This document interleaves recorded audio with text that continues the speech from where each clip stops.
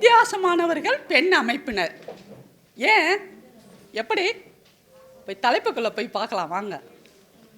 பெண்கள் கூடுகின்ற பல விழாக்களில் சிறு வயதில் சொப்பு வைத்து விளையாடிய விளையாட்டுகளின் பெரிய வடிவிலான விளையாட்டுகளையே பார்க்க முடிகிறது.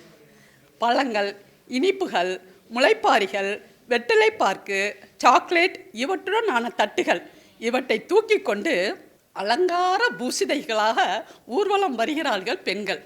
குறி எதிர்ப்பை நாடுகின்ற மொய் வகையறாக்கள், சடங்குகள், சம்பிரதாயங்கள், இப்படியாக இன்னும் என்னென்னவோ பார்க்கிறேன் இந்த விழாக்களில். ஒரு பிறந்த நாள் விழாவில் பார்த்தேன். அந்த குழந்தைக்கு மேடையில் பரிசளித்துவிட்டு கீழே வருபவர்களுக்கு மட்டும் செடிகளை பரிசாக வழங்கினார்கள். ஒருவரை ஒருவர் விஞ்சியவர்களாக அழகில் அந்தஸ்தில் காட்ட வேண்டும் என்று மனதில் படிந்து கிடக்கும் யுக அழுக்கின் பிரதிபலிப்பாக அதீத ஆடம்பர ஆடை ஆபரணங்களுடன் பெண்கள் ஒப்பனைகளில் அவர்கள் இயல்பு முகங்கள் காணாமலாகி ஏதோ போல் தெரிகிறார்கள். பாசாங்கு போத்திய செயற்கை புன்னகைகள் தரிக்கிறார்கள். ஆளுக்கு தக்கபடியான உபசரிப்புகள், வரவேற்புகள், அறிவுபூர்வமான எந்த அணுகுமுறையும் இல்லாத பகட்டான உணவு வகையறாக்கள், வீணடிப்பதற்கு என்றே தயாரிக்கப்பட்ட வகை வகையான ஐட்டங்கள், கால் கடுக்க நின்று இடுப்பொடிய வேலை செய்யும் பரிமாறுவோர், துப்புரவு செய்வோர் போன்ற உழைக்கும் வர்க்கத்தை மனிதர்கள் என்றே நினைத்து பார்க்காமல் ஒதுக்கி நிறுத்தி வைக்கும் மனசாட்சியின் உறுத்தல் இல்லாத தடித்தனம், காலம் காலமான திமிர் பழக்கங்களை இன்றும் இத்தகைய விழாக்களில் காண முடிகிறது. இங்கு ஏதோ ஒரு காரணம் சொல்லி விழா என்ற பெயரில் பணத்தை வாரி இறைப்பார்கள். துன்பப்படுகின்ற சக மனிதர்கள் பற்றி ஒரு சிறு மன உறுத்தலும் இல்லை இவர்களிடம். மொத்த பூமியின் அத்தனை செல்வங்களையும் வாரி சுருட்டி கொடுத்தாலும் மனசாட்சியே இல்லாமல் வாங்கி பதுக்கி கொள்ளும் அளவுக்கு பேராசைகள். இதுவா நாகரிகம்? தனி ஒருவனுக்கு உணவில்லை எனில் சகத்தினை அழித்திடுவோம் போன்ற குரல்கள் தீனமாக கூட எங்கும் இப்போது ஒலிப்பதாக தெரியவில்லை. இத்தகைய விழாக்களுக்கு சென்றால் இப்போதெல்லாம் இவர்களுடன் பெண்ணமைப்பை சேர்ந்த நமது தோழிகளை காலத்தில் ஒப்பிட்டு பார்க்காமல் இருக்க முடிவதில்லை. பெண்ணினுடைய விழாக்களில் வந்து குவிந்த நமது பெண்களை இவர்களுடன் ஒப்பிட்டு பார்க்கும்போது பளிச்சென்று தெரியும் பல வேறுபாடுகளை உணர முடியும். சுயநலமற்ற பொதுநல எண்ணங்கள் கொண்டிருக்கிறார்கள். ஒருவருக்கொருவர் உதவ வேண்டும் என்ற உயர்ந்த நோக்கம் கொண்டிருக்கிறார்கள். வித்தியாசமாக இருக்கிறார்கள், தனித்து தெரிகிறார்கள். அறிவின் ஒளியில் எளிமையில் சுடர் விடுகிறார்கள். இவர்கள் எண்ணிக்கையில் பெருகும்போது, இவர்கள் இணைந்து உருவாக்கும் விழாக்கள் பெருகும்போது அதிரடியான மாற்றங்கள் பெண் உலகில் நிகழத் தொடங்கும். இத்தகைய பெண்கள் முன்னெடுக்கும் அரசியல் வெல்லும் போது ஒட்டுமொத்த மானிடமும் வெல்லும், சமத்துவம் தலைக்கும் என்பது நிச்சயம். இந்த தலைப்பின் கீழே 2 முக்கியமான விடயங்கள் சொல்லப்பட்டுள்ளன. ஒன்று ஆடம்பரமான விழாக்கள். ஆடம்பரமான விழாக்கள்னு பார்த்தீங்கன்னா, இப்போ திருமணங்கள் லட்சக்கணக்கில் செலவு செய்து செய்யப்படுகின்றன. அங்கே வீணாகிறது என்னன்னு பார்த்தீங்கன்னா, முக்கியமாக உணவு வகைகள் தான். நான் எங்கள் உறவினர் வீட்டு கல்யாணத்துக்கு போயிருந்தேன்.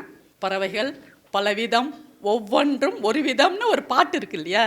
ஆனால் அங்கே என்ன தெரியுமா, பந்தியில் பணியாரங்கள் பலவிதம். சின்ன பணியாரம், பெரிய பணியாரம், ஸ்வீட் பணியாரம், கார பணியாரம், அப்படி எல்லாம் எங்கே போகும்? குப்பை தொட்டிக்கு. அடுத்து பார்த்தீங்கன்னா, ஒரு கல்யாணத்துக்கு போனால் காலையில் 9 மணிக்கு ஒருத்தர் 5 வகையான உணவுகள் ஸ்வீட்டோட சாப்பிட்றாரு.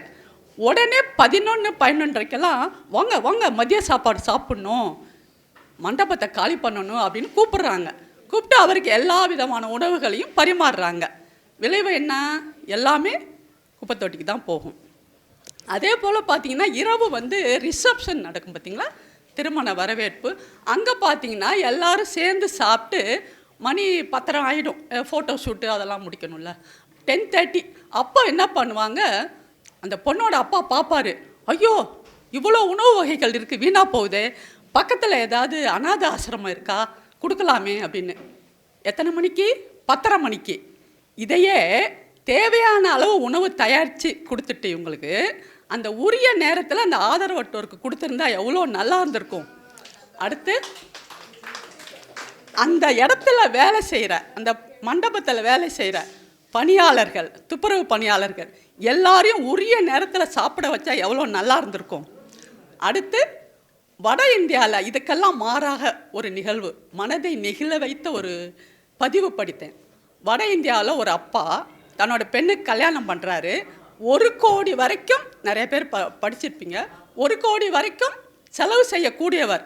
அவர் என்ன செய்கிறாரு, 90 குடும்பங்களுக்கு தலா 1,00,000 வீதம் 90 லட்சத்துக்கு வீடு கட்டி கொடுத்துட்டு அந்த திருமணத்தின் போது சாவியை பொண்ணு கையில் கொடுத்து எல்லாரும் கொடுக்க சொல்லிட்டு 10 லட்சத்துக்கு செய்கிறாரு. இவர் 1000-ல் ஒருவரா? இல்லை இல்லை. லட்சத்தில் ஒருவரா? இல்லை, கோடியில் ஒருவர். சூப்பர், கோடி ஒருவர். இதைத்தான் நாம் என்ன சொல்கிறோம் இப்போ என்ன சொல்கிறோம், வறுமை பசி அப்படிங்கிறது நம்ம நாட்டில் கிடையவே கிடையாதுங்க. செல்வம் விளைச்சல் எல்லாம் அபரிமிதமாக இருக்குது. ஆனால் செல்வம் ஒரு இடத்துல பதுங்கி இருக்குது, பசியும் வறுமையும் மற்றொரு இடத்தில் பரவி கிடக்குது. இதை பகிர்ந்து அளிக்கும் போது என்ன ஆகும், பசி இல்லாத நிலை ஏற்படும். இந்த விடயங்களை தான் இவர் இங்கே சொல்கிறாரு. ரெண்டாவதா என்ன சொல்கிறாங்க, விழாக்கள் கலந்து கொள்ளும் பெண்கள் எப்படி இருக்காங்க, அதீத ஆடை ஆபரணங்களுடன். நீ தங்க நெக்லஸ் போட்டிருக்கியா, நான் வைர நெக்லஸ் போட்டிருக்கேன். அவர்கள் அணிந்து செல்லும் அந்த ஆடையில், அந்த புடவையில் ஜரிகை எவ்வளவு அகலம் இருக்கிறதோ அதை பொறுத்து அந்த செல்வந்தர் எவ்வளோ பெரிய செல்வந்தருங்கிறது கணக்கிடுறாங்க. ஆனால் பெண் அமைப்பை சேர்ந்த பெண்கள் விழாக்களில் கலந்து கொள்ளும்போது எளிமையான ஆடை, தங்கமல்லாத நகைகள் அணிந்து கொண்டு வருகிறார்கள். அடுத்து பொதுநலம் கருதும் சுயநலமற்ற பெண்கள் மற்ற பெண்களுக்கு ஏதாவது உதவி செய்யணும், மற்ற பெண்கள் வாழ்வு கஷ்டம் இல்லாமல் இருக்கணும், அவங்க முன்னேறணும், நாம் ஏதாவது செய்யணும்னு நினைக்கிறாங்க இல்லையா. இந்த பெண்களின் அந்த மனதிற்கு அந்த தங்கமும் வைரமும் ஈடாகுமா? இதைத்தான் என்ன சொல்கிறாரு ஆசிரியர், இந்த செய்திகளை தான் சாட்டையை சொடுக்கி இந்த தலைப்பின் கீழ் சொல்கிறாரு. 10-15 பெண்கள் ஒன்று சேர்றாங்க. அவங்க என்ன சொல்கிறாங்க, ஆளுக்கு 1000 ரூபாய் எல்லாரும் கலெக்ட் பண்ணுறாங்க. அந்த தொகையை வச்சுட்டு நாம் ஏதாவது இன்றைக்கி நாம் செலவு செய்யணும். என்ன செய்யலாம், ஒரு ஸ்டார் ஹோட்டலுக்கு போய் நல்லா சாப்பிட்டுட்டு நம்ம இந்த நாளை கொண்டாடலாம் அப்படின்னு நினைப்பாங்க. ஆனால் இதே பெண் அமைப்பினர் அதே தொகையை கொண்டு திருவள்ளூர் மாவட்டத்தில் உள்ள சத்தரை என்னும் கிராமத்துக்கு சென்று அங்கு சேதமடைந்த கூரை, அந்த கூரையின் கீழ் வாழும் மக்களுக்கு தார்பாரின் கூரை வழங்கி அந்த அவங்க சென்ற மாலை பொழுதில் சிற்றுண்டி வழங்கி அவங்களுக்கு அவங்களோட துயரங்களை கேட்டறிந்து, நீங்கள் வெறும்னா கொடுத்துட்டு வரதில்லை, ஒரு ஆறுதல் வார்த்தை சொல்லணும் இல்லையா, அவர்களுக்கு நாங்கள் உங்களுக்கு துணையாக இருக்கிறோம் அப்படின்னு சொல்லிட்டு வந்திருக்காங்க. அப்போ வாய் சொல்லில் வீரர் அல்லர் என்று நிரூபித்துள்ளார்கள். இப்போ வித்தியாசமானவர்கள் பெண் அமைப்பினர். ஏன் தெரியுமா, பேரை கேட்டாலும் சும்மா அதிருதில்ல.